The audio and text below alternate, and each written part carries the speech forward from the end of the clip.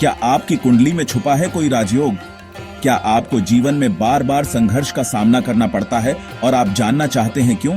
नमस्कार दोस्तों, आप देख रहे हैं एस्ट्रोटेक फॉर यू, जहां हम ज्योतिष को बनाते हैं सरल, सार्थक और आत्मिक।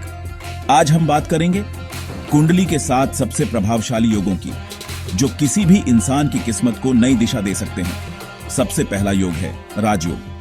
ये योग तब बनता है जब कुंडली में केंद्र और त्रिकोण भावों के स्वामी, यानी पहला, चौथा, 7वां, 10वां और 5वां, 9वां भावों के स्वामी एक दूसरे से संबंध बनाते हैं। उदाहरण के लिए, यदि 9वें भाव का स्वामी 10वें भाव में बैठा हो और दोनों शुभ ग्रह हों, तो व्यक्ति को उच्च पद, सत्ता और सफलता मिलती है।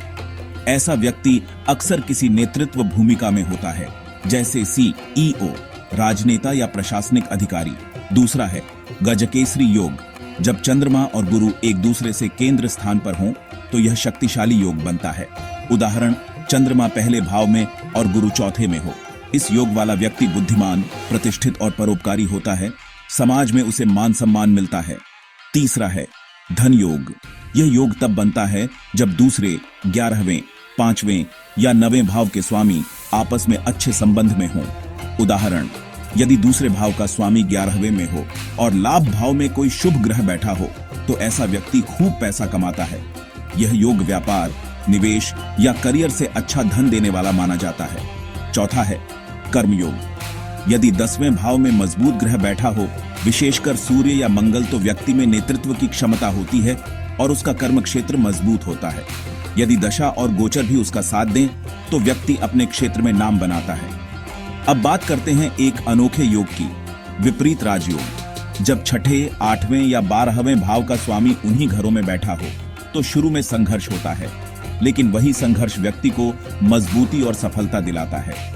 उदाहरण, यदि 6ठे भाव का स्वामी 6ठे में ही बैठा हो, तो ऐसा व्यक्ति हर कठिनाई को मात देकर विजेता बनता है। छठा है नवम पंचम योग। जब 5वें और 9वें भाव के स्वामी आपस में संबंध बनाते हैं, तो व्यक्ति भाग्यशाली, विद्वान और आध्यात्मिक होता है। उदाहरण, 5वें भाव का स्वामी 9वें में स्थित हो। ऐसा योग व्यक्ति को अच्छे गुरु, अच्छी शिक्षा और संतानों का सुख देता है। और अब अंतिम दरिद्र योग। यदि कुंडली में दूसरे और 11वें भाव दुर्बल हों या राहु केतु वहां बैठें, तो धन की हानि और आर्थिक संघर्ष होता है। लेकिन याद रखें, हर योग को एक्टिवेट करने वाला समय होता है। दशा, गोचर और आपकी क्रियाशीलता यह तय करती है कि योग फल देगा या नहीं। तो दोस्तों, ये थे कुंडली के 7 प्रमुख योग जो जीवन की दिशा तय कर सकते हैं। हर व्यक्ति की कुंडली एक अनोखा नक्शा है, उसे समझना जरूरी है, न कि डरना। अगर आपको ये वीडियो पसंद आया हो तो इसे लाइक करें, हमारे चैनल एस्ट्रोटेक फॉर यू को सब्सक्राइब करें और नीचे कमेंट करें आपकी कुंडली में कौन सा योग है। हम अगली वीडियो में उसका विश्लेषण जरूर करेंगे। मिलते हैं अगले एपिसोड में। तब तक याद रखिए, ज्योतिष है आत्मज्ञान का विज्ञान। क्रेडिट्स, नरेशन, स्क्रिप्ट और रिसर्च, टीम एस्ट्रोटेक फॉर यू।